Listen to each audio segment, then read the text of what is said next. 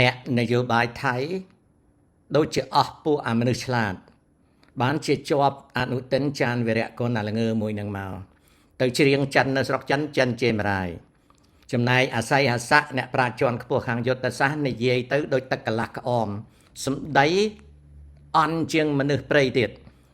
ដល់អញ្ចឹងទៅណាបើតាមពិនិត្យមើលស្ថានភាពការងារបច្ចុប្បន្ននៃនយោបាយថៃប្រហែលជាបកូណាបច្ចៅហើយនឹងថ្នាក់ដឹកនាំអាមាត្យងាកទៅត្រូវគ្នាជាមួយនឹងខាងថាក់សិនវិញរឿងថាក់សិននេះមិនបែកបាក់គ្នាធ្ងន់ធ្ងរទេអាចកសាងការជានាគ្នាវិញនៅក្នុងបុព្វហេតុប្រយោជន៍ជាតិទាំងសងខាងរវាងលោកហ៊ុនសែននិងថាក់សិនពីព្រោះចំណងមិនទាន់បែកបាក់គ្នាដូចដែលបានឃើញនោះទេណាមួយទៅក៏ជារបៀបវិរៈនៃនយោបាយថាក់សិននិងកម្ពុជាដែរ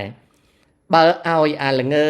អនុទិនចានវិរៈគុណនឹងវានៅល្ងើជាមួយអាស័យហស័ក